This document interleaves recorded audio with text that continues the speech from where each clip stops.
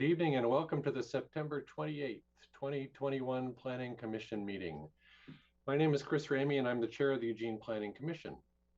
Thank you for joining us in this remote meeting format we're using as the state and community recover from the COVID-19 pandemic. This format enables the Planning Commission to meet, hear from the community, and take care of business while keeping its members, staff, and the public safe. Today, our meeting will begin with a public comment session, followed by elections for chair and vice chair. And we're putting off the subcommittee assignments, I think, and then a work session on middle housing code amendments. There are several housekeeping announcements and instructions related to the meeting format that I need to take care of first. Thank you for your patience while I work my way through them. Anyone wishing to access the meeting can do so by watching the live stream available on our website, the broadcast on Comcast Channel 21, or by following the access instructions listed on the agenda for this meeting. For those who join the meeting via computer, device, or phone, your microphone, webcam, and phone are automatically muted when you enter the meeting as an attendee. If you wish to participate during the public comment portion of the meeting and haven't already done so, please raise your virtual hand now to join the speaker's queue in one of two ways. For those viewing the meeting on a computer, laptop, or other device, click once on the hand icon. For those listening to the meeting on a phone, press *9. When the public comment begins, our meeting moderator will announce the next two speakers at a time. When it's your turn, the moderator will announce your name and unmute your microphone. Public comment is limited to 10 minutes, so your time to speak will be based on the number of people signed up. As always, feel free to contact staff if there is testimony you are not able to provide or wish to get to us in a different manner. With that, we will move on to the public comment session, and I see what I believe to be one hand raised. Is that correct? So we have someone in the queue. So it's an opportunity for individuals to speak to the Planning Commission on any topics except items scheduled for a public hearing or public hearing items for which the record has already closed. The Planning Commission reserves 10 minutes. Generate the time. Okay. All right. As a reminder, your hand must be raised to be in the queue for a public comment. When it is your turn and your microphone has been unmuted by staff, please state your name clearly before beginning your comments. Staff will let you know when your time is up. When your time has concluded, the moderator will mute your microphone and move on to the next speaker.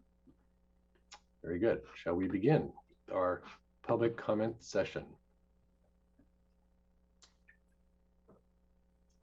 Yeah, absolutely. So we have Tim Morris, who's in line.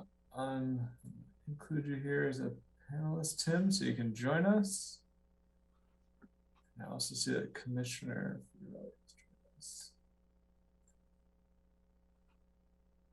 Tim, you should be able to unmute now. Perfect. There's Tim.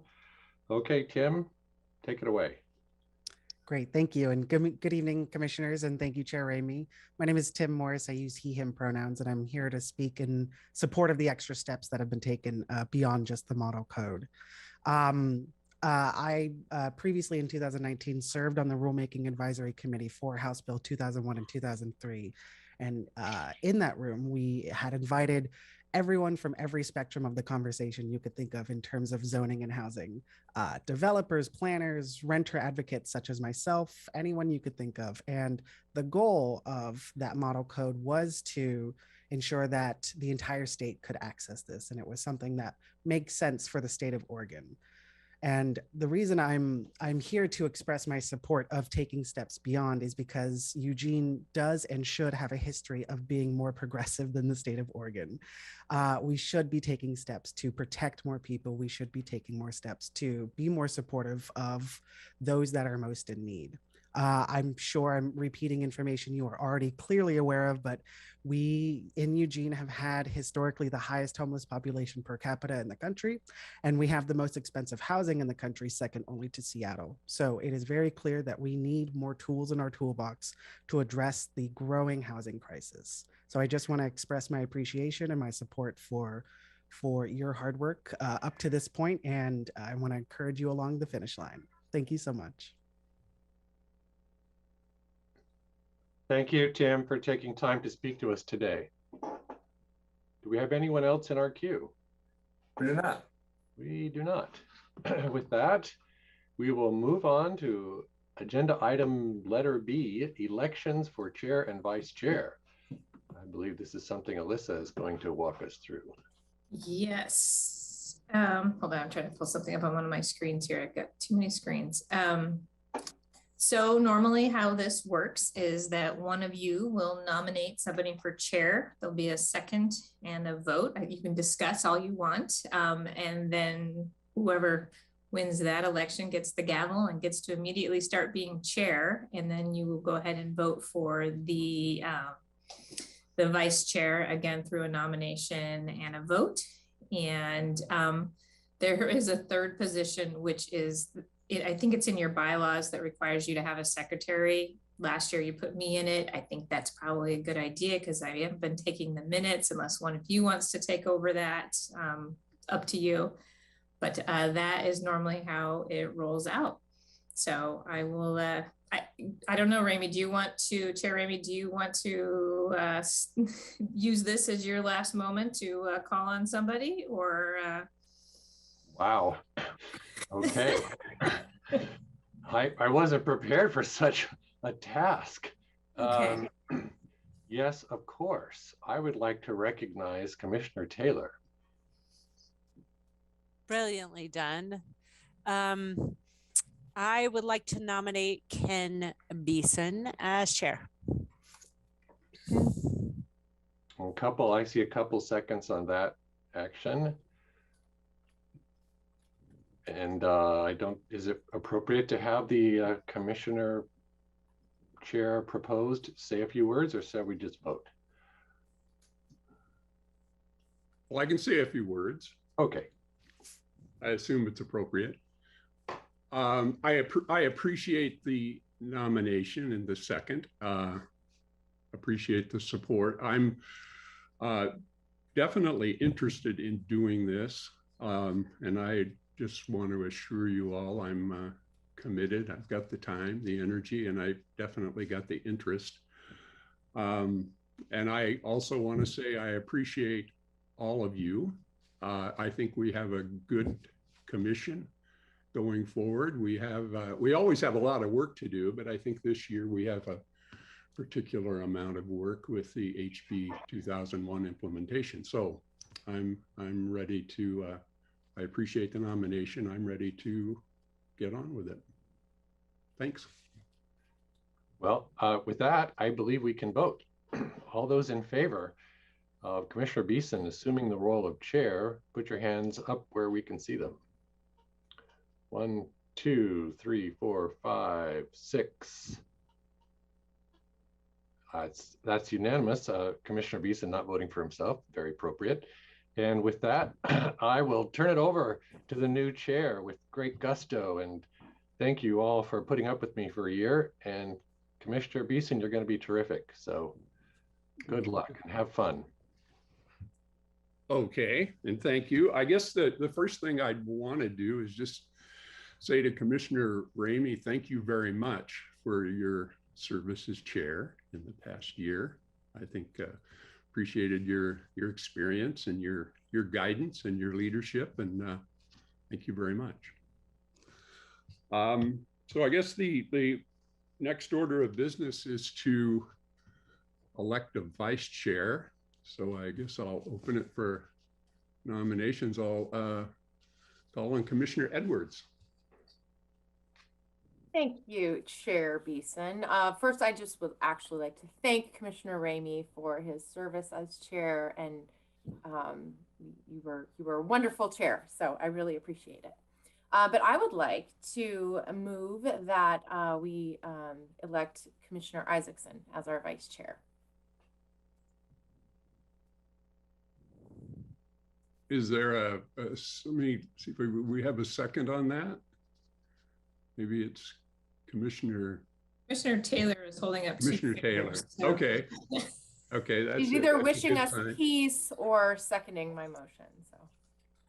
Second. Okay. Well, we've got a nomination of Dan Isaacson as vice chair. Would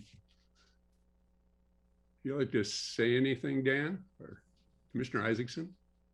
Yeah, I was touched to be asked, and I really am excited about the opportunity, and I hope that I do a really great job for all of the commission as well as the city of Eugene. And Commissioner Beeson, I look forward to being Robin to your Batman. Okay. Well, with that, I'll call for the vote. All in favor of Commissioner Isaacson as vice chair, please raise your hand. Okay, I'm counting 6, so we'll consider you as the vice chair. Thank you very much.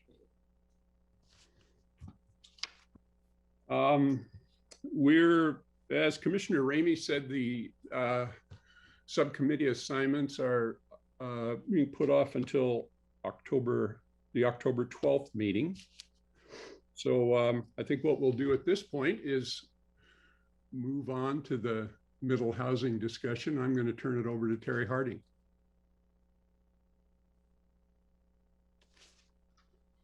Thank you, Chair Beeson. Just getting myself situated here. It's funny how quickly you become rusty with your Zoom skills. And the last meeting we had actually was on middle housing and Senate Bill 458 about middle housing land divisions back in August. So we're pretty thrilled to be back to talk to you about the beginning of the formal adoption process. Myself and Jeff Gepper will be giving the presentation, and we have our other team members, Alyssa, Sophie McGinley, and Jennifer Knapp, of course, waiting in the wings with lots of assistance, but we're going to focus on the actual code. So it's me talking a little bit about process, and then Jeff talking about where we are with the code, and then time for questions at the end. Okay, and Lauren's here. Thank you, Lauren, for turning on your camera and reminding me that you're here.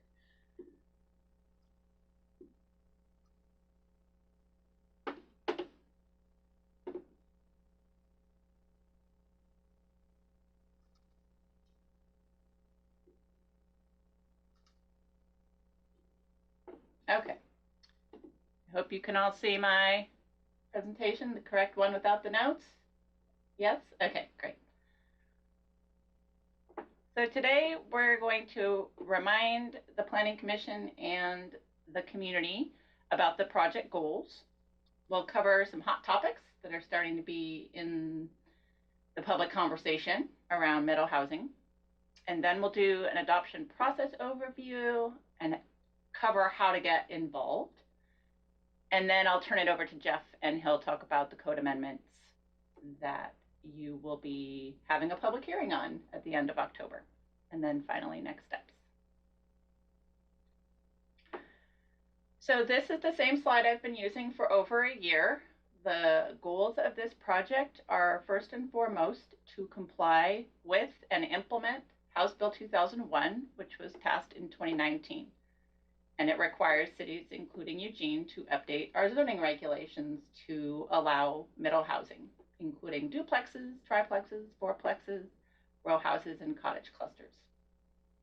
Our other goals include furthering equity and long-term housing affordability and enabling housing availability and diversity of type. And these are longstanding goals that the city of Eugene has. So to the extent that we can further those goals while we're implementing the new House bill, we want to do that. Over the course of the last year, our public engagement efforts have culminated in a number of themes. And these also have been in a number of communications with you and with the City Council and the general public over the last 6 months or so. And they include a focus on equity and inclusion as code choices are made. And those words, equity and inclusion, are prominent in the adopted public involvement plan that you all approved last year for us to implement. The second theme is to encourage and incentivize middle housing across the community. And as we just heard from a stakeholder, this relates to going beyond what the state has set as minimum standards and going further to actually encourage and take actions within the code to incentivize more middle housing.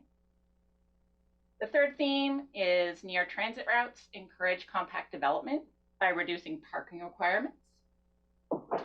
And the fourth is to pursue incentives and programs beyond the code as part of our ongoing housing work. There will be more discussion of that tonight as well. So hot topics, and these are coming across in the letters to the editor, in emails to council and to commission, and it's clear that the community cares a lot about housing, about the affordability situation that we're in as a community, and about keeping Eugene a wonderful place to live. And so this is a recognition of the fact that we have some a lot of interest in the community about this project. And these are some of the themes that we're hearing about right now and that we'll continue to discuss as we work our way through the adoption process. So one of them is outreach.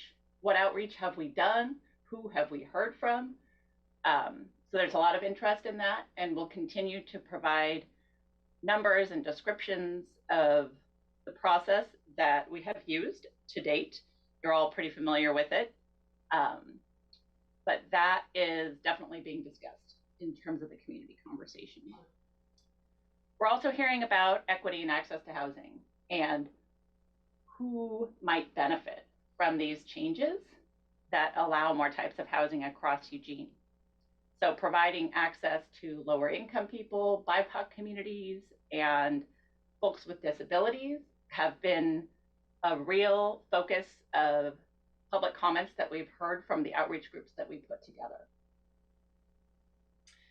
The third one here is housing affordability, and I want to give a particular nod to this one because a lot of the discussion in both the outreach groups and the general public and email traffic, letter writing traffic, has been concerned with housing affordability. And so we are in the process of developing what we hope will be a very clear and concise FAQ, or frequently asked questions, about housing affordability that will clearly explain what we can do within this code amendment process under House Bill 2001 and what we can't do, and then also what we can do outside the code.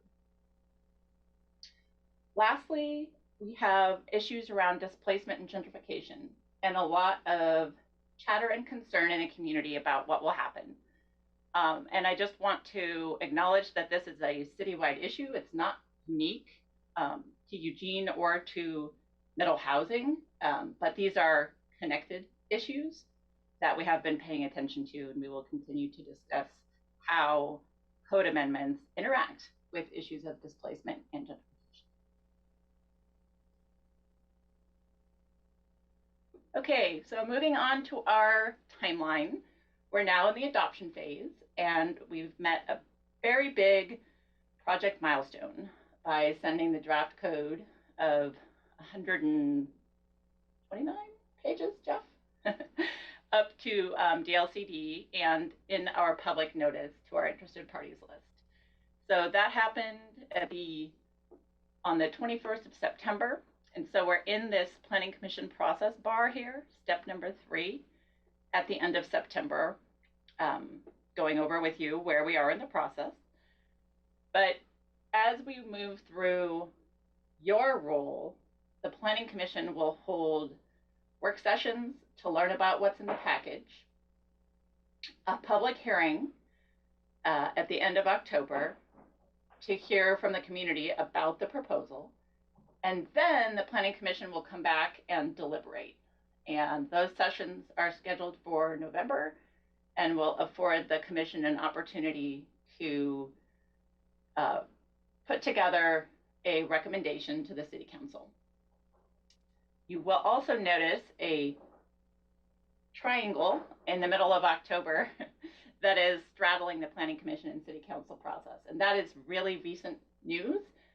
We were just added to the schedule for the Planning Commission and City Council to meet together on October 18th.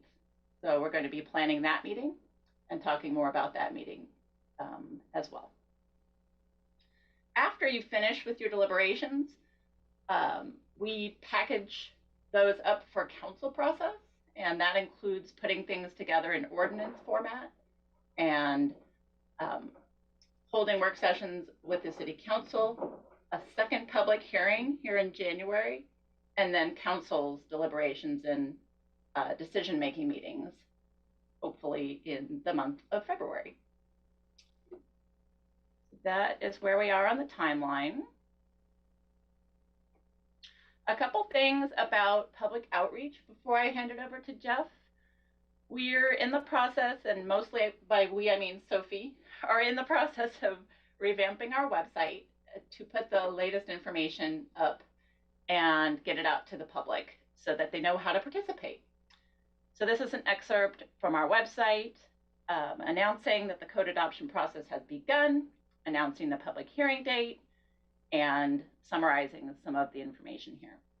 We're always updating this and adding things, but you can easily click on this review the draft code button and get access to that document that we're going to be talking about tonight. This graphic is an attachment to your packet, and it's a summary of our outreach numbers over the past 10 months. Each piece covers a different outreach methodology. So we did a community-wide survey, as you all know. We received 741 responses to that survey, which is more than we've ever received on any planning project in the past. We received surveys from a diversity of community members across age categories, housing owners and renters, people from all different kinds of races, living in all 8 wards and unincorporated areas, and I think I mentioned them all, people of all ages. So we're pretty pleased that those demographics of survey takers matched our community demographics pretty closely. In addition, our outreach process included groups, boards and commissions roundtable, a local partners roundtable, an equity roundtable, developer focus groups, the Healthy Democracy Panel, and the Healthy Democracy Steering Committee. If you add all those folks up, 79 people participated in those group discussions, and they met a total of 37 times. For Planning Commission and City Council, you probably won't be surprised to know that you met 17 times. 2 of those were City Council meetings. But this has been a topic that has dominated your agenda for the last year for sure. Over here, the 29 panelists of the Healthy Democracy Panel were a unique component of this process that tried something new through lottery selected recruitment of community members from across Eugene. And these demographics you can see in the little pie chart here were similar to those who took the survey and represented folks from all parts of Eugene. Lastly, we have the Equity Roundtable representing 7 groups, including groups that represent BIPOC communities, LGBTQ communities, low-income folks, and people with disabilities. And we have also tried new things because we're in a pandemic with pushing information out over social media on a variety of platforms. We've used Facebook, Facebook Live, Instagram, and Reddit, and received pretty impressive followings on all of those platforms. Okay. Thanks for your patience while I went through that. This is an excerpt from our huge planning newsletter. So we have a newsletter that goes out to over 18,000 community members monthly, and this is a snippet from the article about this project. So that just went out on Monday, September 27th, and is another way that we're providing information to the community. Okay, I think I'm going to keep sharing, Jeff, while you start talking, but Commissioner Edwards has a question. Go ahead. Thanks, Terry. I just had a quick question related to, this is really good information. I appreciate this. this is a lot of outreach, obviously. I think that the commission as well as the city council have received a lot of emails and other correspondence as well. And I'm just curious as to whether or not that has been quantified at all as part of the public engagement process, because I definitely think it's important to acknowledge all of the correspondence that we have, that has come through our planning commission inbox, and I know that Alyssa is continuing to send that. So I just want to, I'm curious if it's being quantified, but I definitely want to acknowledge that we're seeing all that as well. Yeah, thanks for that. And Jeff can jump in here because he's starting to manage the official public record for the adoption process, but we have opened the formal public record and started taking comments by direct email and also to a special email address that we've set up. It's meadowhousingtestimony@eugene-or.gov. And so thank you for mentioning that. All of those emails are being collected and they will be summarized and included in for your review as we move forward. Awesome, thank you. Commissioner Fragola? Yes, thank you. When you summarize them, I think it would be helpful to have an understanding of the data, how many emails we've received. And when looking at that information, is it, 40 people that are writing us, or is it one person writing us 40 times? Thanks, Commissioner Fragola. We'll definitely include something like that, just so you know how I'm planning on working with our team to get those materials to you. We'll tend to batch the testimony on a regularly reoccurring basis. And when we receive that, we'll be happy to just create some numbers that say how many people are submitting testimony and how many of them are unique individuals versus just more than one, just one person over and over again. Great, thank you so much. Commissioner Isaacson? Yeah, I was wondering if it's possible to get that infographic in a high resolution rather than kind of pulling it off of your our slide deck, because I think it's great to share out. I also wanted to thank staff.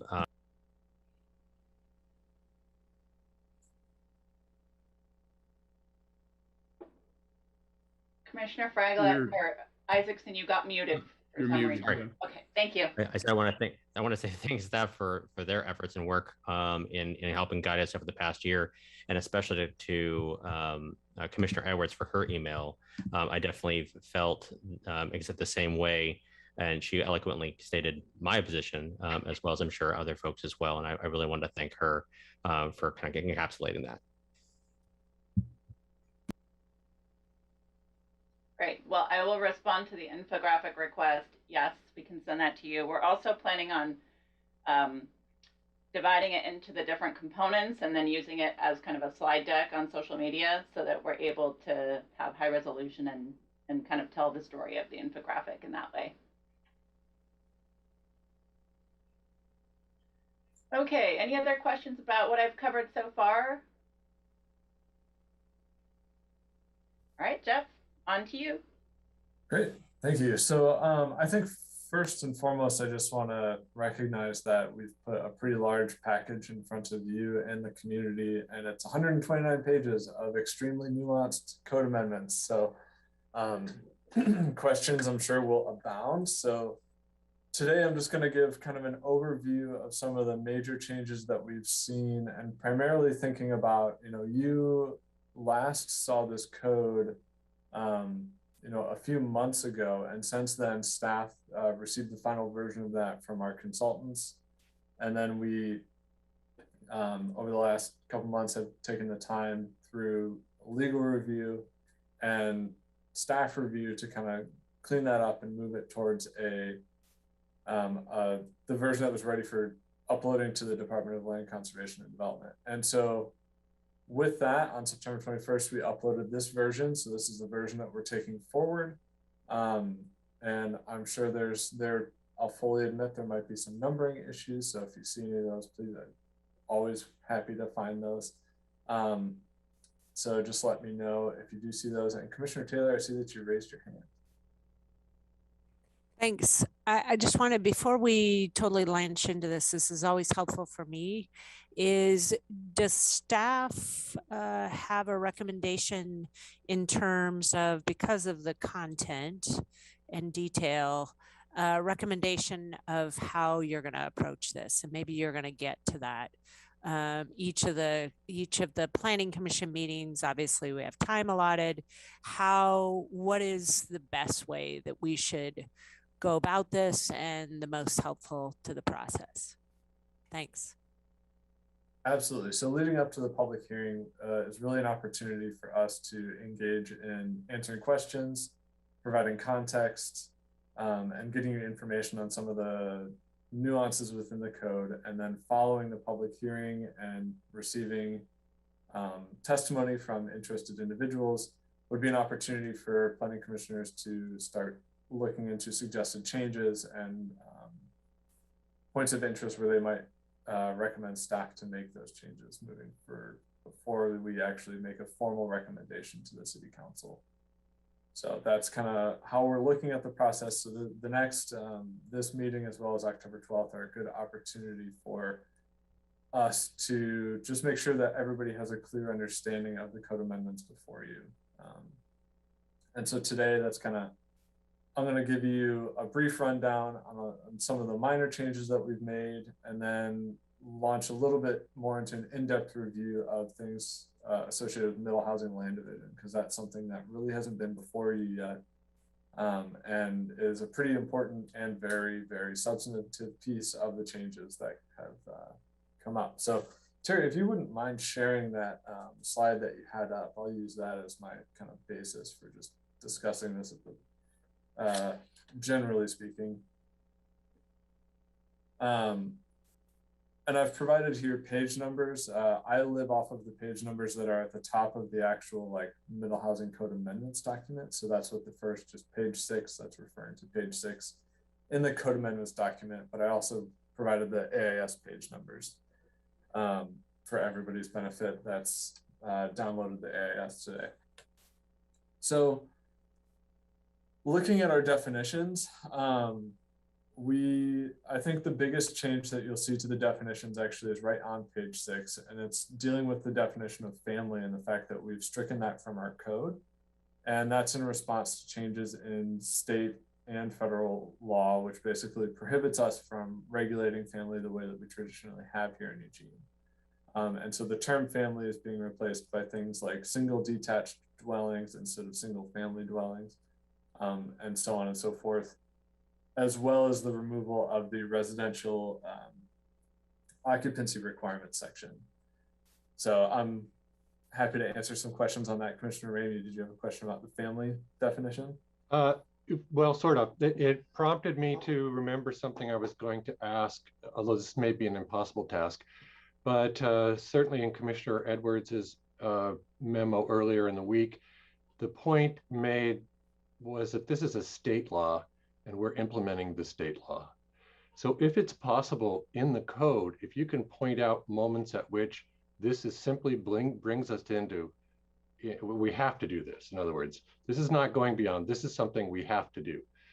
And I don't know, maybe it's all that way, or again, maybe I'm asking for something that's impossible, but I think that would help if we could reiterate that at every moment to say, no, this is the state requiring us, this is a change we're making that was required by state law. You just did it, and that's what reminded me of it.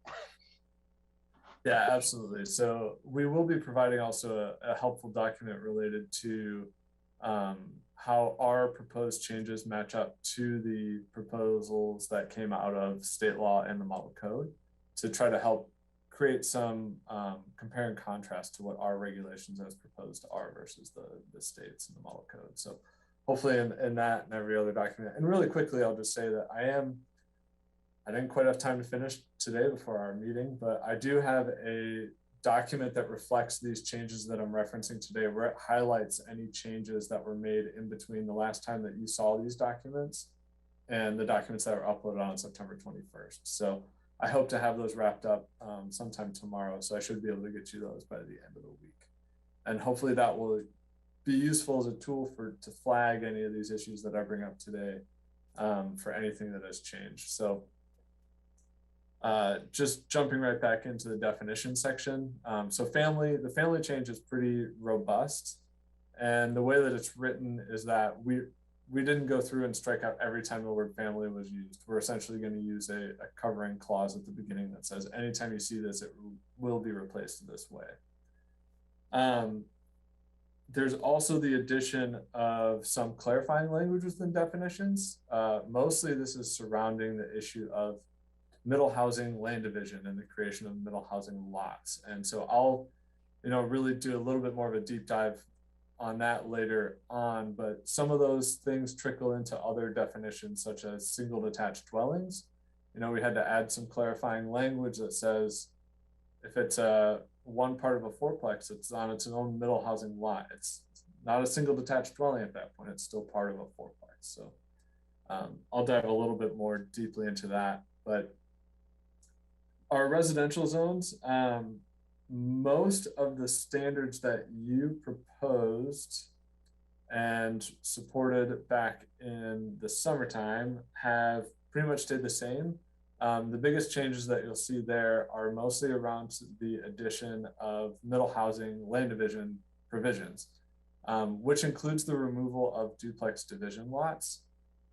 So the introduction of middle housing land division and this ability to kind of chop up a piece of property according to its middle housing units that are on the property kind of eliminates the need for the duplex division standards and lots. So we've just used that area to formulate our middle housing standards. The special development I've got a bunch of other references here to our permit requirements, development lot standards, all that. You'll see those kind of, there's not too many substantive changes in there that you'll see. We did create things like a tool to define the average size of a unit or how to define a dwelling size that gets very specific. And that's really just a goal to make it easy for people to figure out how to calculate things. Looking at our special area zones, not much has changed there either. We just add a lot of clarifying language as to which code provisions actually do take precedent when there's a conflict between, say, a special area zone standard and the middle housing or residential zone standards, which typically apply to middle housing. So we just added some clarifying language there. Terry, if you would switch to the next slide. The special development standards within our middle housing. So this is that whole new section that's, it's our version of the multifamily standards, but for middle housing. So this is where we set out rules for things like triplexes, quadplexes, the townhouses, and the cottage clusters.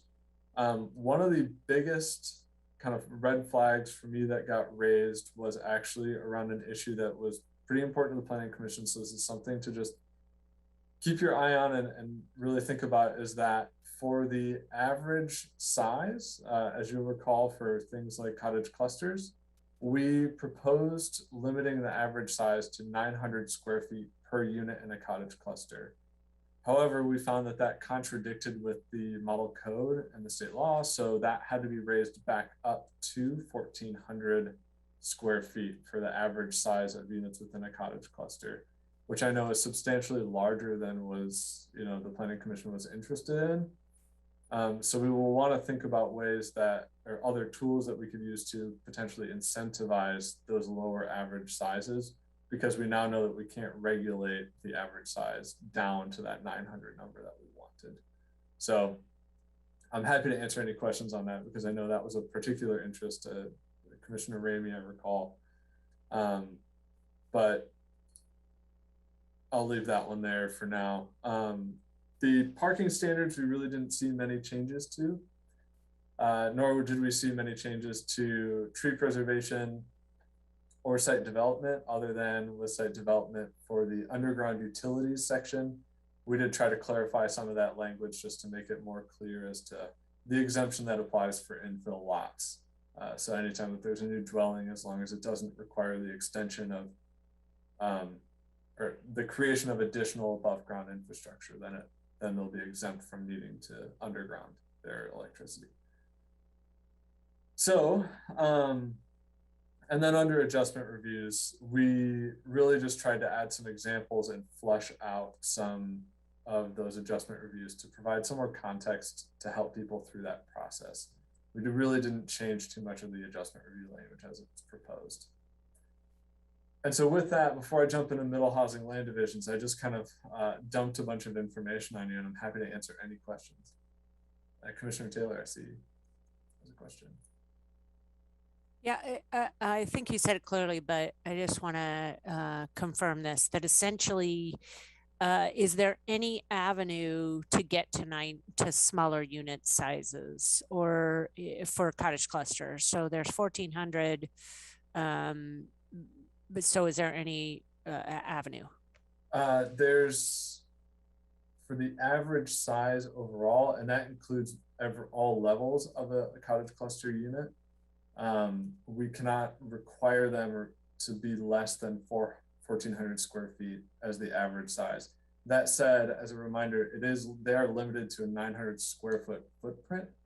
So that 1,400 feet is both levels.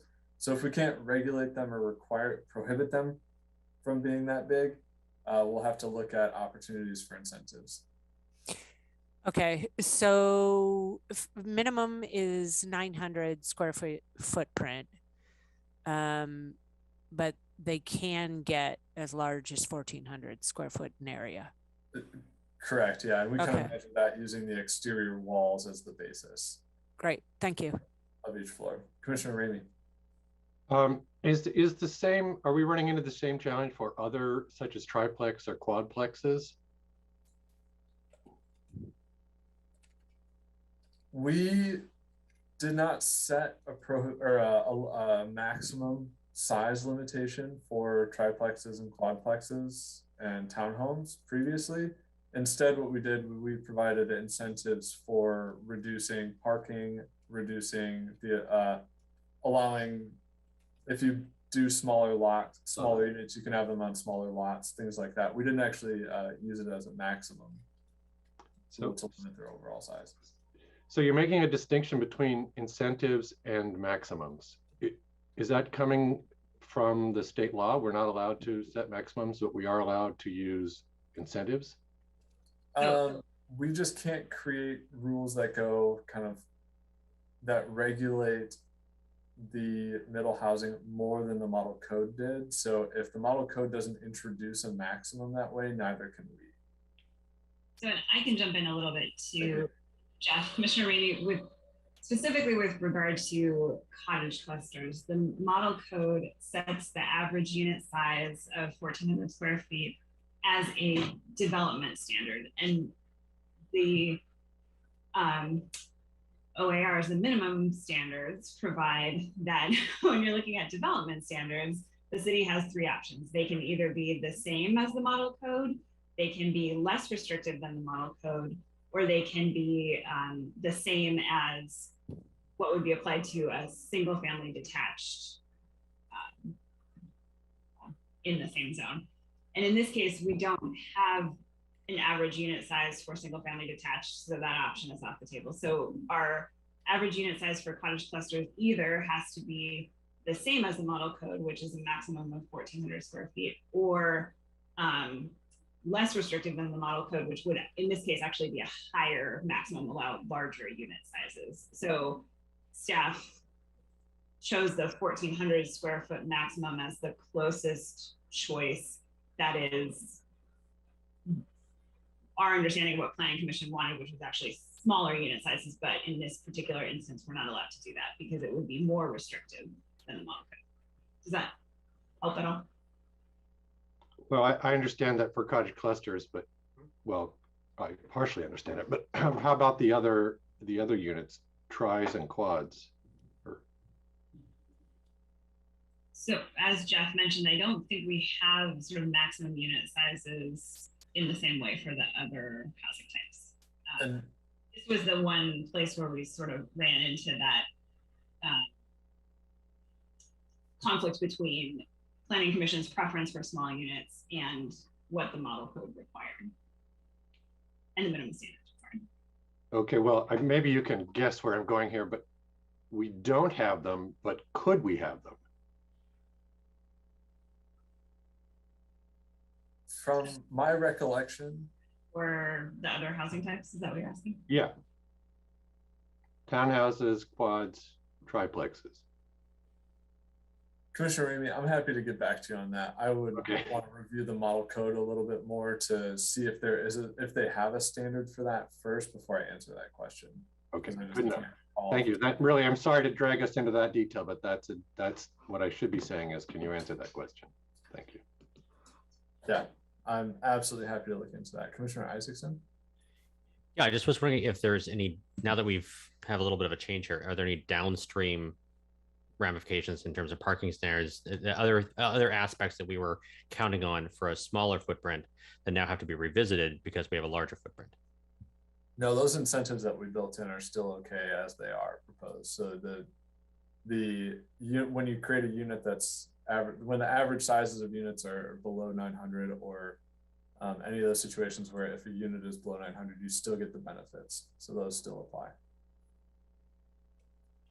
Commissioner Fragala?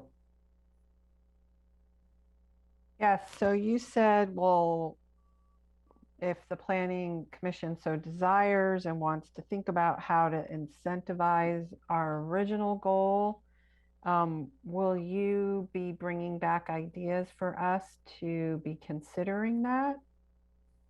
I'd be happy to bring back ideas and also, and then we can look at that a little bit further following the public hearing as well. Thank you.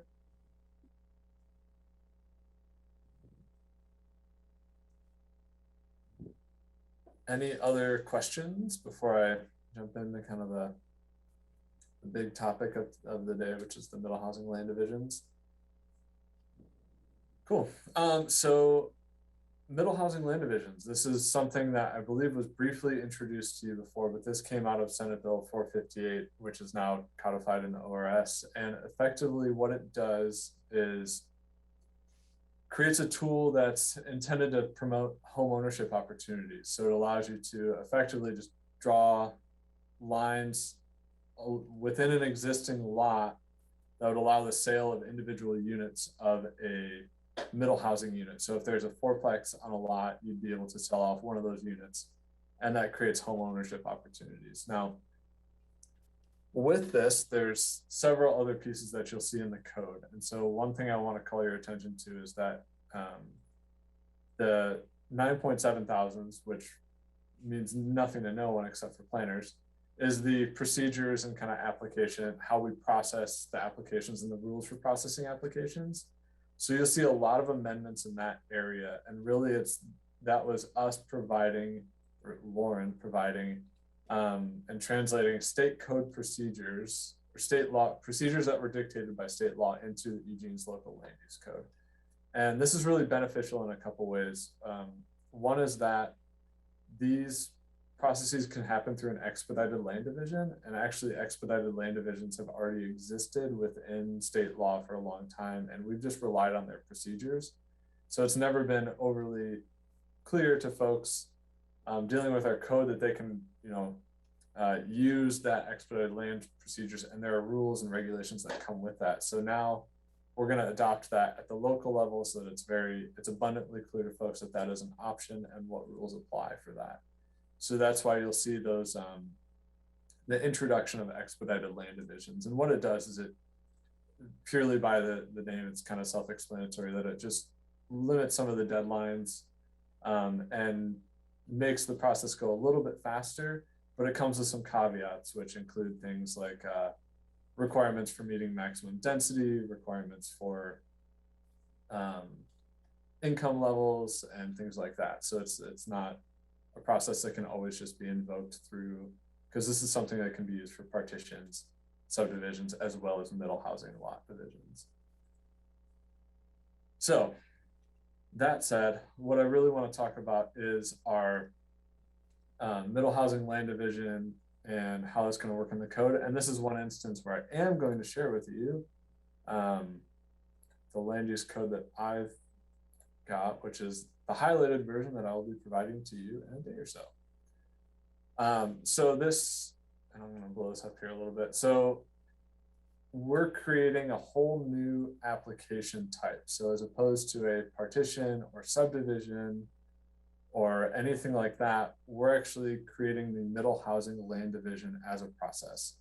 So a middle housing land division incorporates partitions or subdivisions, depending on how many actual middle housing lots you're creating.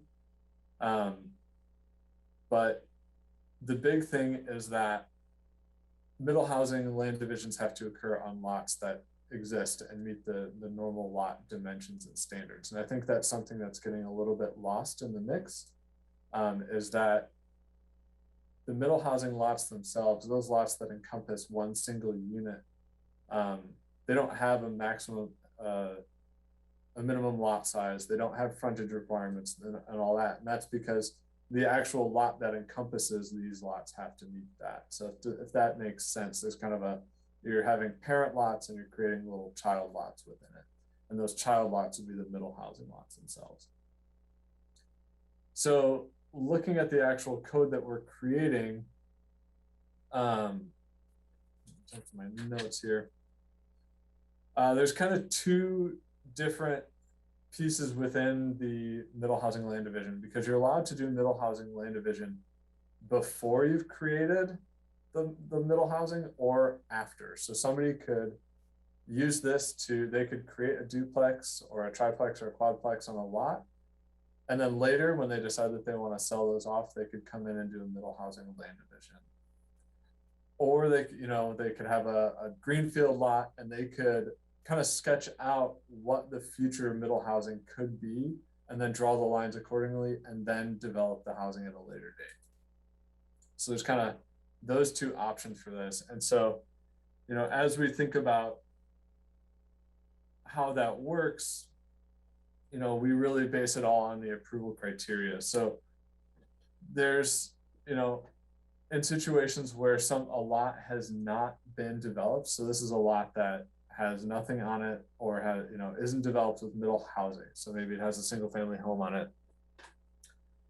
You're going to have to demonstrate that you comply with things like residential lot standards, the middle housing lot standards, and then this basically prove that the lot could be developed with middle housing at some time at a future date. That's essentially how that's going to work. If you have a lot that already has middle housing on it, and this is where kind of one of the more important pieces is, you just have to prove that the middle housing complies with the middle housing code requirements. So you've basically developed it according to the code that will exist after the adoption of implementing House Bill 2001.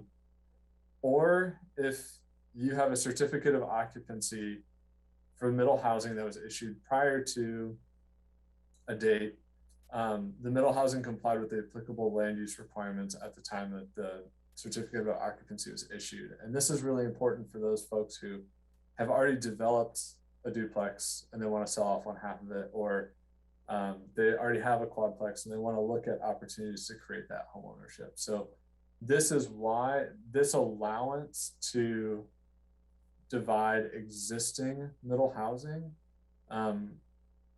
is the reason that we were able to get rid of the duplex division lots and the duplex division lot standards, because those are no longer relevant because the middle housing lot standards are less restrictive and create more opportunities for that to happen. Anytime that you create middle housing lots, you are creating middle housing lots that not only, so they have to meet the middle housing lot standards, and that essentially means that they don't have to have frontage, they don't have to have a minimum lot size. Like I said, the parent lot has to meet those things. And really these middle housing lots just need to encompass the unit themselves, or the lots can encompass an open space for the units to use kind of as a whole. The provisions do allow us to require street improvements. They allow us to require right-of-way dedication for streets that aren't expanded to the, according to our street width standards that exists in the code.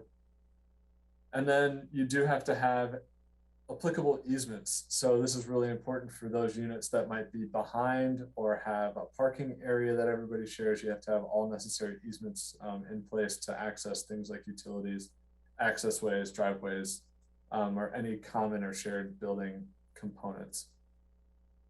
Each unit does have to have separate utilities.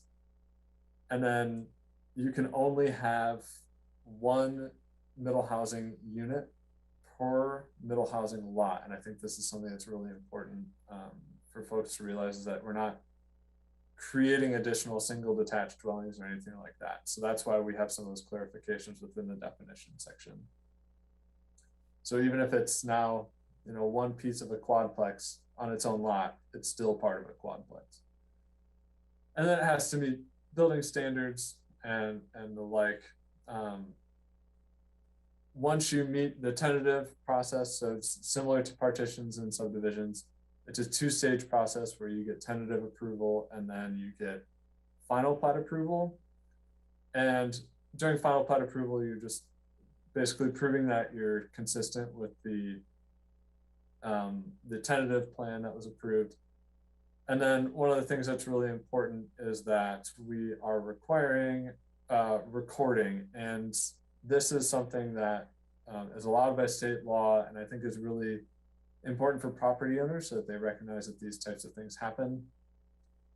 So the middle housing lots cannot be further divided. That's one thing that's called out in state law. No more than one unit can be developed on each middle housing lot.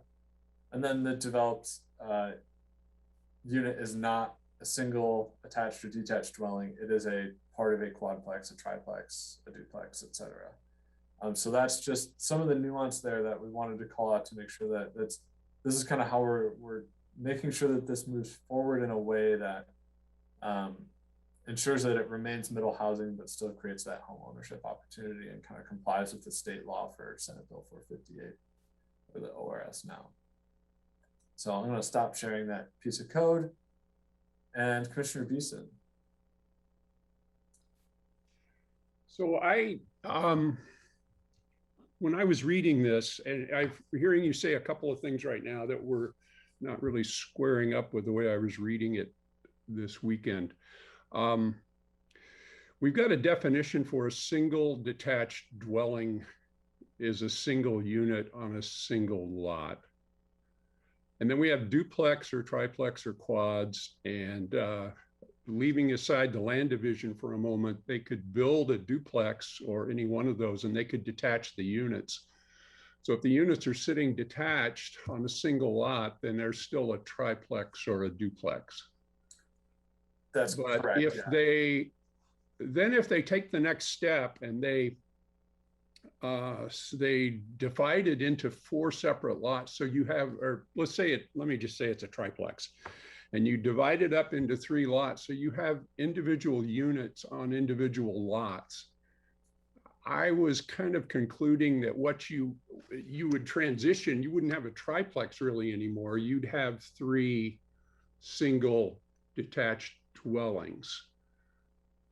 And I'm kind of hearing you say that's not necessary. Can you talk about that a little bit? Yeah, I'm happy to. Yeah, so we've added that caveat into our definition of single detached. So we specify that a single detached dwelling that is one dwelling in a duplex, triplex, quadplex, or cottage cluster is not a single detached dwelling. And then essentially the reason being is that if you were to have that definition not written the way it is, and you had a single detached dwelling on a middle housing lot, that single detached dwelling would be potentially permitted in ADU, and that's not the way that it's intended to operate. So it's important that they remain as a part of a quadplex so that it can be only one middle housing unit on a middle housing lot, as opposed to a single detached unit on a lot. Okay, so I think I get that, and it would just be maintained in the record and so on going forward, so that's not lost. And correct, yeah. It's a middle housing lot. Correct, yeah. So I mentioned that it gets recorded through the plat that is mentioned on there. Okay. And it also is recorded through a performance agreement that we have that gets attached to the property in most cases. So Thank you. Thank you. yeah. Commissioner Isaacson. So to explore that a little bit more, help me conceptualize this. So 3 families buy 3 separate units. They all become their own separate entity on 3 separate tax lots. Future down the road, these tax lots are big enough that you could have a detached garage within that area. But then that person decides, we want to make this an ADU.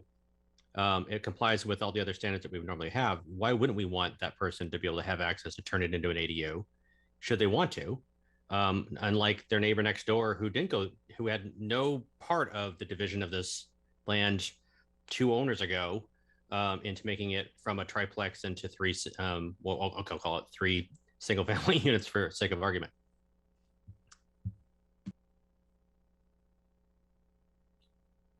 I mean, I don't know. Yeah, Terry. I just had a thought about that, which is, I think in that case, a property owner of the original triplex wouldn't be inclined to use the middle housing land division process.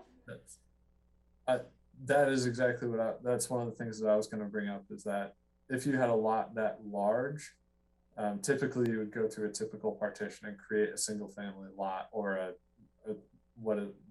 something that could have a duplex in it, or a single family home, or an ADU. The middle housing land division is typically going to be used to create,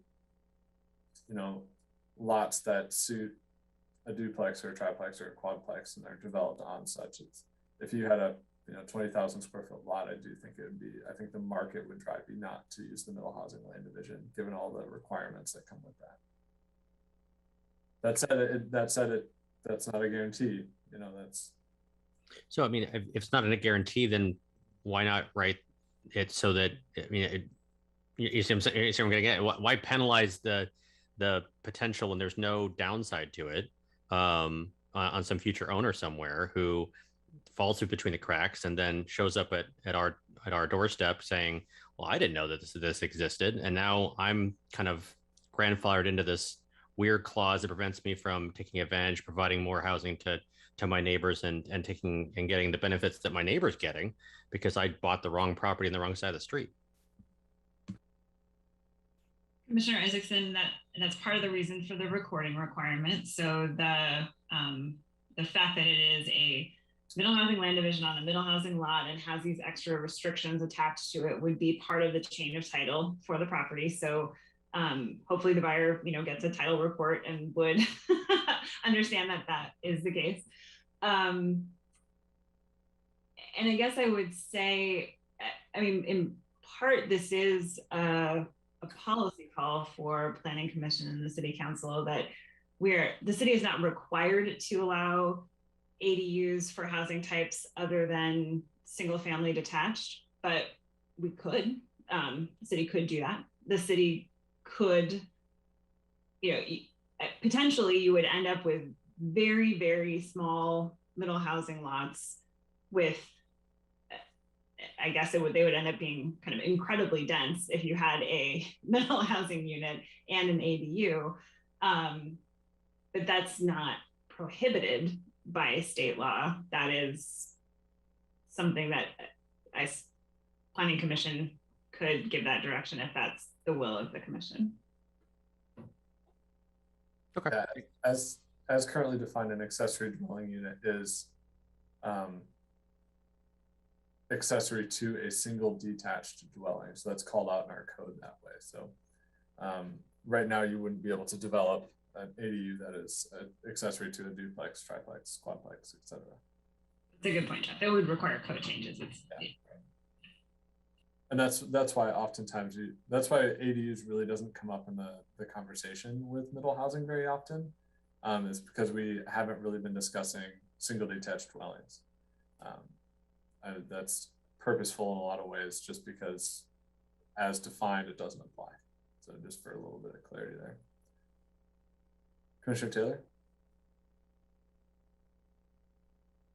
I think this is an interesting discussion because it's hard at the onset of any adoption of any code to predict what the outcome is going to be, right? As time moves and there's evolution of development and land division.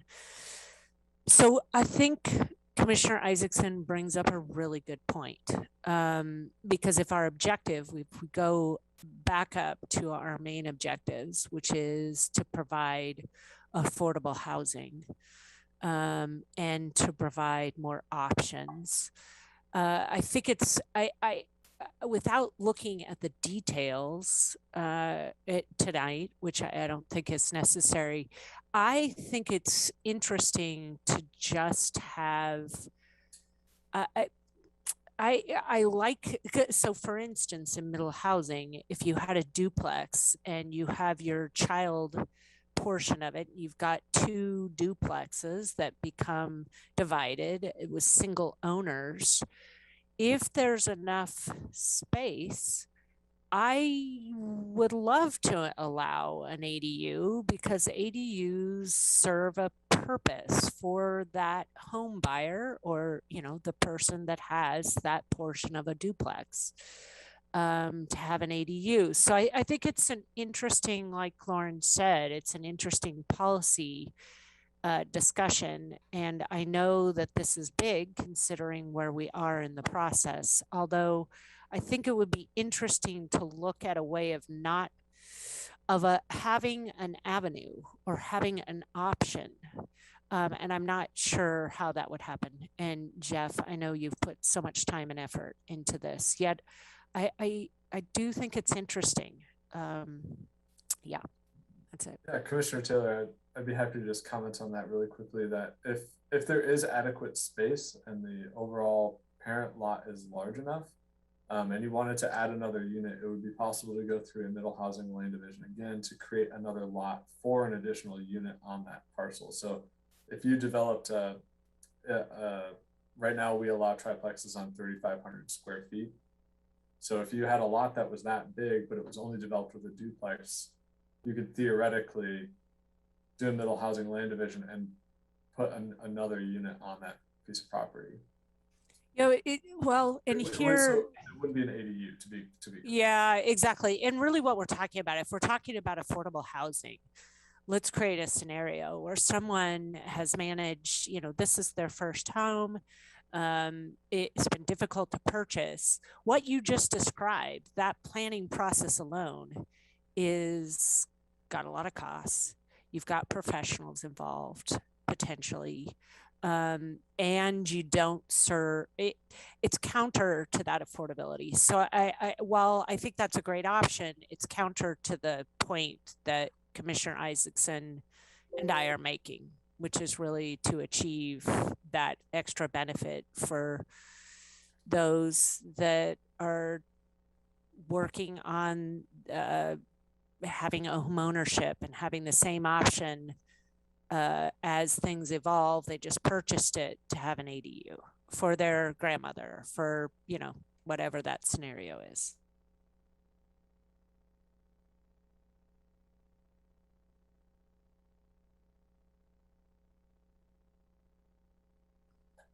Any other follow-up questions?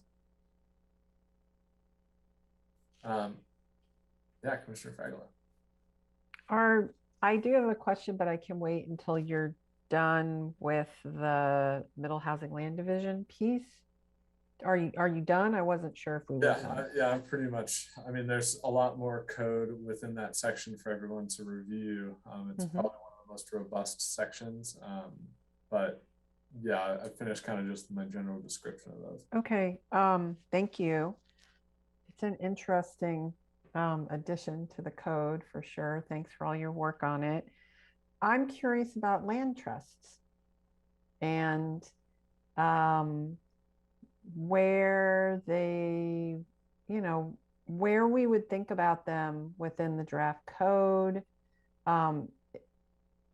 Is a land trust something that would be impacted by these requirements for middle housing land divisions, or I know this is a relatively new thing. Like if people build a middle housing development and wanted it to be a land trust, is that going to be in conflict with any of these middle housing land divisions? I'm not even sure where to start asking the question. So I'm just asking in general, have we thought about this, explored it? Where would it be applicable? To my knowledge, I don't think we've explored that topic at all. So I'm happy to look into it a little bit and at least provide you with some semblance of a response. So we don't have anything in our code currently that. Commissioner Fragala, can you describe your understanding of the land trust structure? Like what is it that you're thinking about when you say land trust? So I think people might have seen the recent article about Springfield's project that is what I would call a land trust approach. Am I using, did anybody else see that article? Maybe I'm using the wrong word, but it looked like it was middle housing types of housing, and they own the property together collectively, but the units are owned separately. That's what we were talking about, but I just wanted to clear. Okay. Yeah, as far as I know, that's not specifically addressed in the code and wasn't specifically addressed by middle housing land division proposed code. But as Jeff said, I can talk about it more and come back to you with more thoughts. Yeah, I don't want to, I'm not suggesting we add something else entirely. And I know how big of a lift this whole project is. I think I'm asking from the point of wanting to be aware of it as a potential option in the future and not wanting to create barriers to it through some things that we do around land division here. Yeah, I'm happy to talk with Lauren about that, because I believe it's called the C Street development is what. Yeah. Mm-hmm. Okay, perfect. I just wanted to clarify to make sure I was looking at the right one. Great, thanks, Jeff. Jeff, I was just going to add that we've been coordinating with our colleagues in the Community Development Division on the Housing Opportunities team, because a lot of these issues have to do with what kinds of assistance do we offer potential home buyers and what programs do we have. So we do have some resources on that team that can help us think about ownership structures and what programs we have for people to get into home ownership situations. Thank you. We've got Commissioner Taylor. Thank you. Just a follow-up item. I think Commissioner Fragala brings up a really good point. And I like that we don't get into home ownership in the code, quite frankly. What I do hear her saying that I am interested in is making sure that we don't have anything in the code right now that would prohibit a situation where you have common owned land and you own the structure. Yeah. Commissioner Isaacson.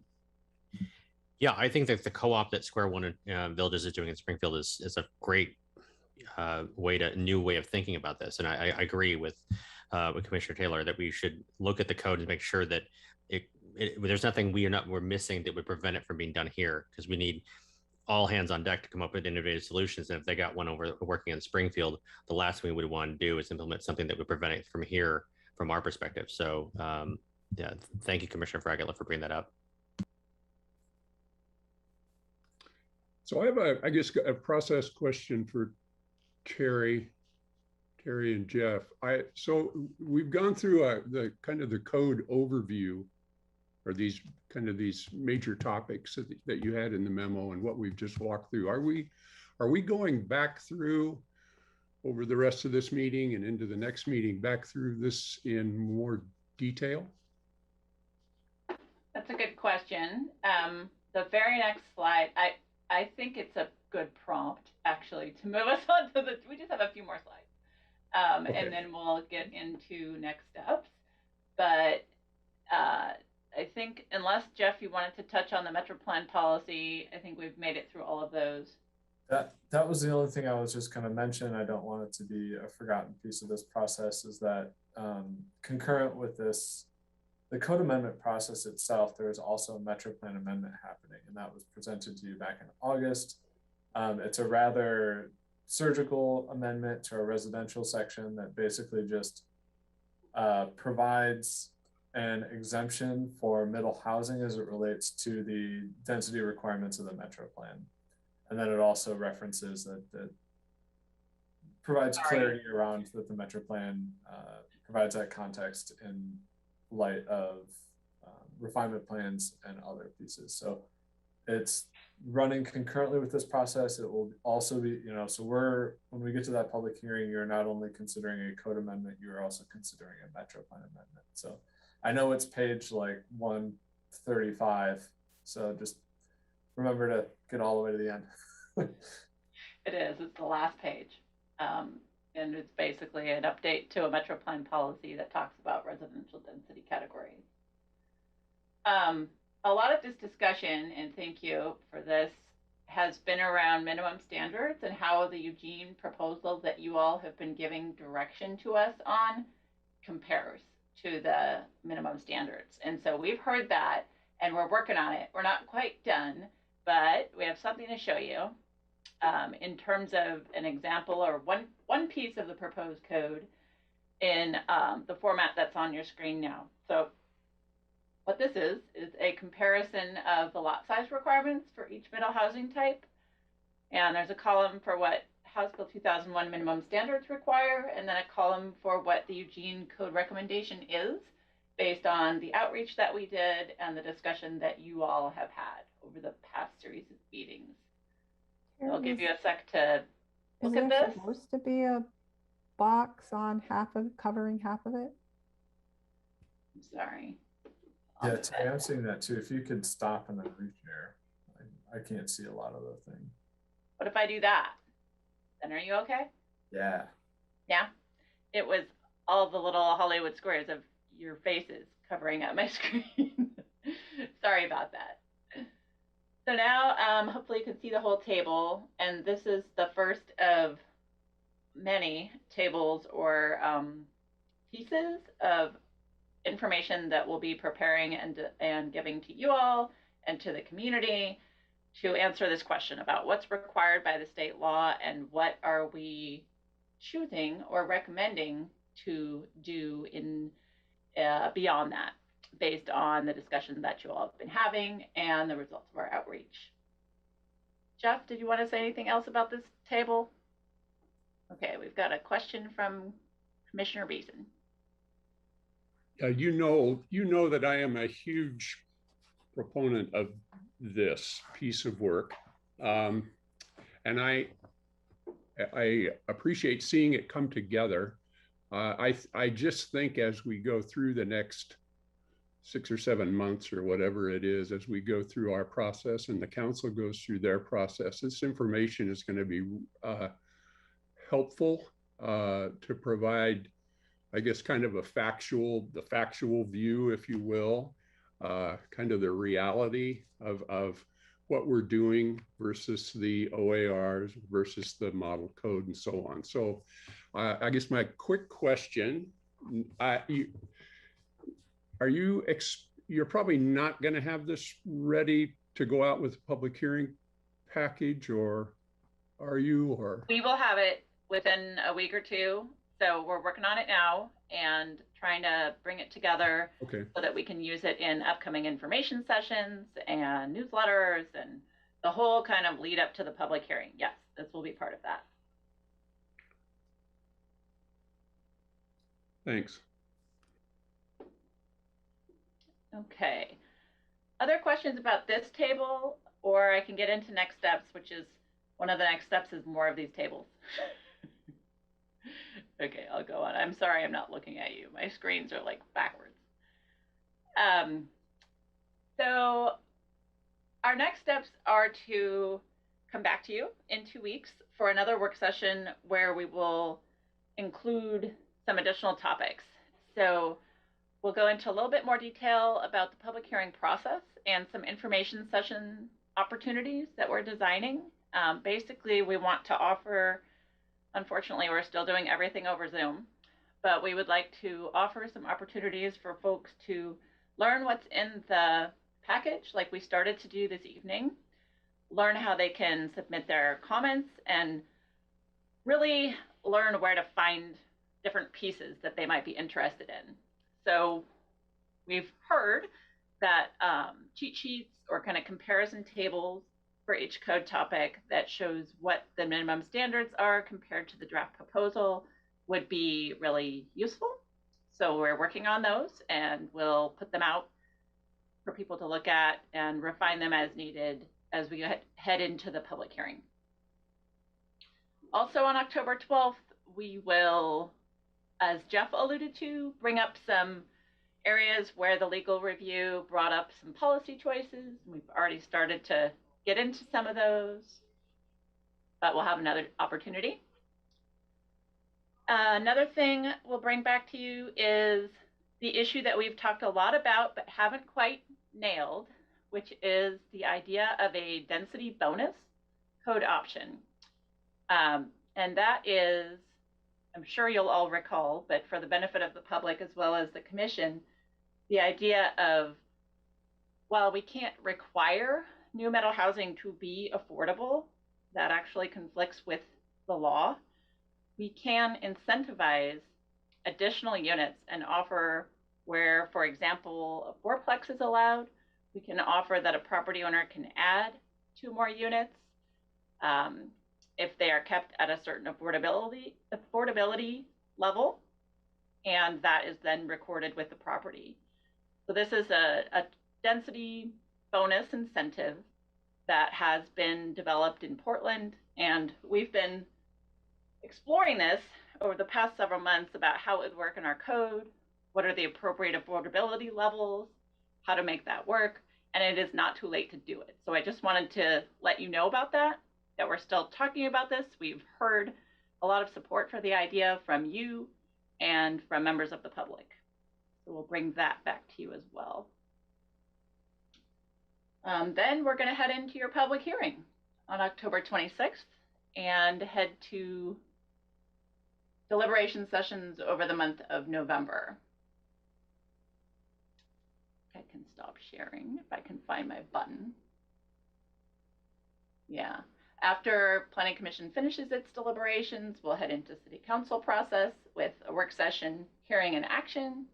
And then our state deadline for implementation is June 30th of next year.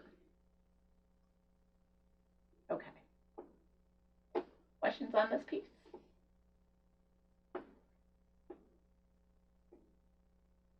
Commissioner Fragola. So could you repeat that requirement again? We can't require middle housing be affordable, but we can incentivize it. Did I understand that correctly? Yeah, that is what I said, but we're working on also putting that together in an FAQ format because there's been so much interest in affordability, so much public comment and response to various information that's out in the community asking for affordability requirements. And so we're working on some information that will clarify what House Bill 2001 lets us do in terms of affordability, what it does not let us do, and other things that we can do either within the code or outside the code. But the reason that we can't require that new middle housing be affordable is that that is not a requirement that we have for single family. And the whole kind of purpose of the House bill is to make middle housing on par with single family and not require additional things unless they're explicitly allowed by the model code. Great, thank you. And it's a good reminder that, that we have that reference point for the single family housing, or I forget how we're describing it now, but I appreciate that we're revisiting and have continued to think about the density bonus incentive, because I do think that's something that we have heard from various stakeholders, and however we can support that in this process, I would be very interested in hearing more about that. Thank you.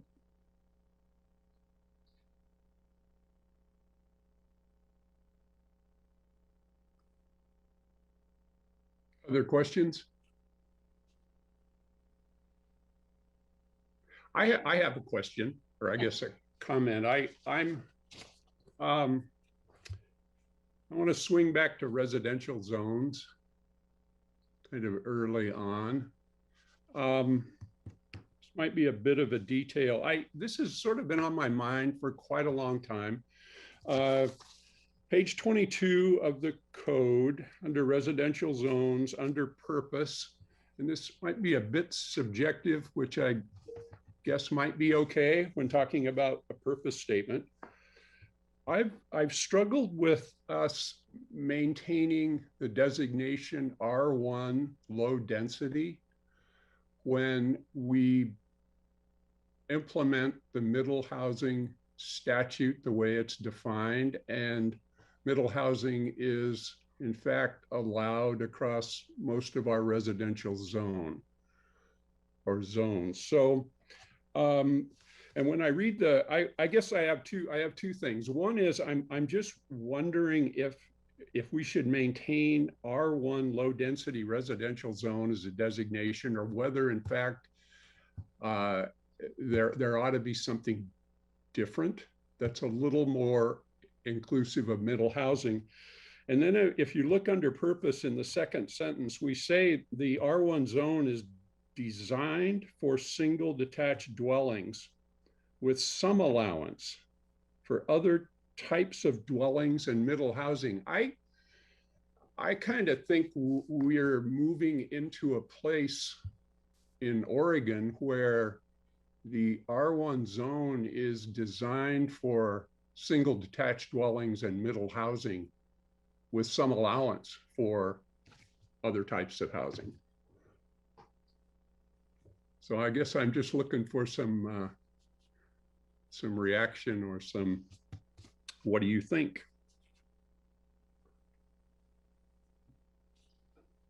I think you're right. And I also think, I guess I would say the spirit of these code amendments is to respond to the outreach that we've done, to faithfully implement the state law, and to make it work with our existing code structure and plan structure, and adapt it over time. We've talked previously at this commission about the need to finish our comprehensive plan, for example, and that is a missing piece that describes different parts of the city and what they are intended to be used for. We need to finish our housing policies. So there is more work to do for sure, and more coming down from the state. But your comment is well taken, and I think it's something we may hear public testimony on, and that you'll have the opportunity to include in your deliberations. Okay, thanks. That's fair enough. That's good. Thanks.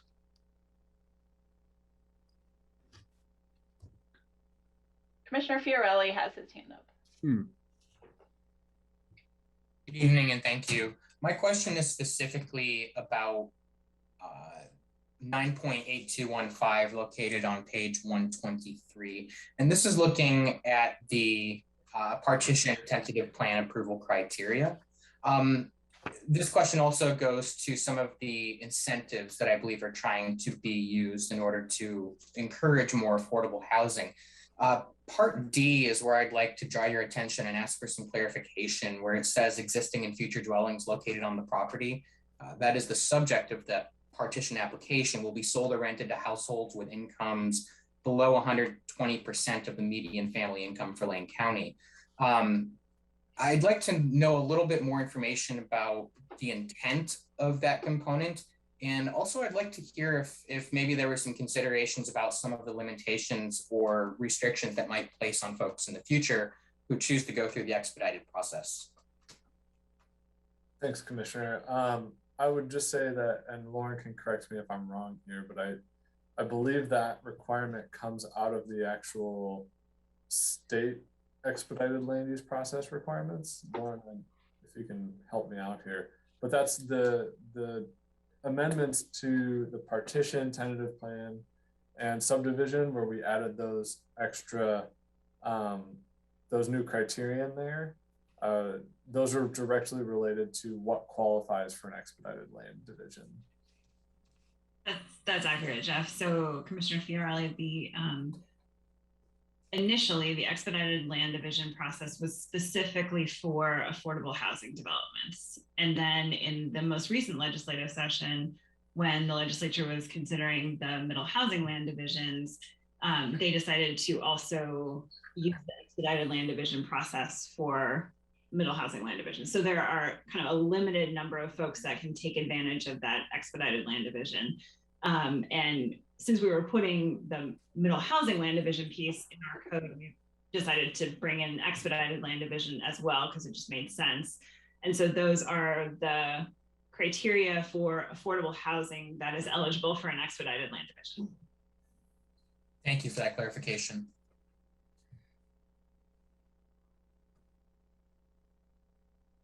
Other questions or comments or?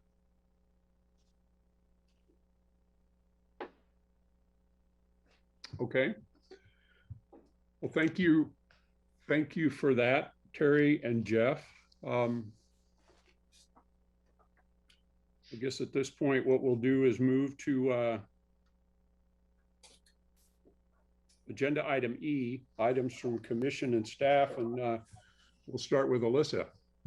Great. I just want to start off by thanking Commissioner Ramey. I feel like we didn't get much of a chance to do that. It was kind of an abrupt ending to your tenure as chair. So I want to thank you on behalf of staff. We really appreciated working with you and working out issues in the briefings beforehand. So thank you again for your extra service there. So much appreciated.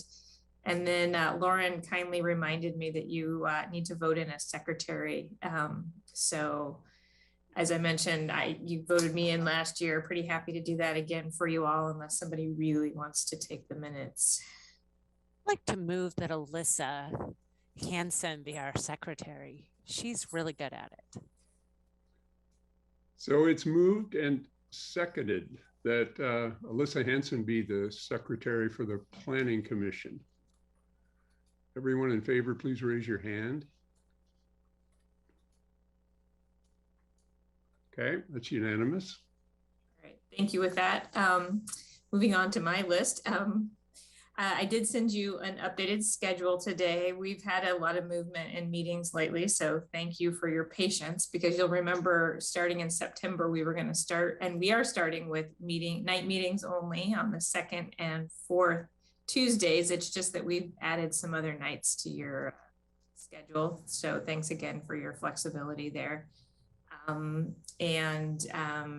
don't think you're going to be surprised to hear this, but we're going to stick with Zoom for a while. We were following the council's lead. They're sticking with Zoom. I think with everything going on, I think it's safe to say we'll be doing Zoom through at least the end of the year. So just maybe longer. We'll just going to be following other agencies and, guidance from the state. Couple of other things I wanted to mention. I haven't forgotten the land acknowledgement training. I know that's really important to you as it is to us. I am working through some logistics on that and some contracting. So it will happen. It's just taken a little bit while longer to get through some of those pieces. So thanks for your patience on that as well. And then, as Terry mentioned, we did add October 18th as a joint meeting with council.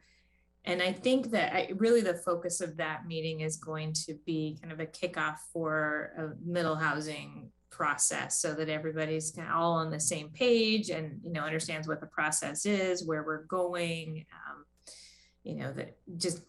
so I think just to get the council on the same page, because they're not going to be having their hearing until January, which is quite a ways from now. And yet they're getting, as you've noticed, they're getting a lot of emails. So I think it will be good to have have you all there, and then we can talk to them about how you can best support them with your recommendation.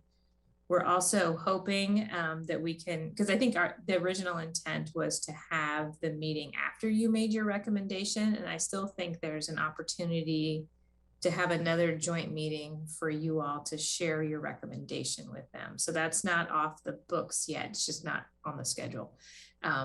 So that is still, you know, definitely a possibility, and I think a really good idea. So I'm hopeful we can move forward with that. And even though, again, just so you know, I'm going to continue to send you the emails that are going into the council inbox. So you're going to get batches from me, and sometimes they come in waves, and sometimes we don't get any for a few days. You will see those emails again as part of the official record, but I think it's probably good that you're getting them in real time at this point. And so as Jeff mentioned, he is keeping our official record, and I think what he'll be doing at some point is posting batches of those online as well. And of course, you will all be, you know, getting that information as well. So you may see some of these emails multiple times, but it's probably not a bad thing. I think that's all I have. Our next meeting is October 12th, and we'll be back. Same topics. Middle housing, and then subcommittees. So I'm going to be sending you an email about that, because there were a couple of the liaisons that people wanted to leave and nobody wanted to join. So I'm going to put a call out for a couple of those. And if nobody's really interested, maybe we'll find another way of you know, finding out what those groups are up to. I think it was the Human Rights Commission and the Sustainability Commission. No one expressed an interest in. So give that some thought. I will email you, probably not until next week, about that. And I think that's all I have.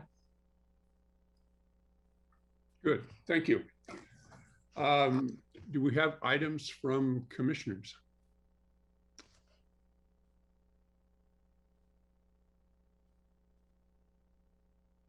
Okay, hearing none. I'm going to adjourn the meeting. Thank you very much, and we'll see you next time. Thanks. Thanks, Chair Beeson. Nice work. Right.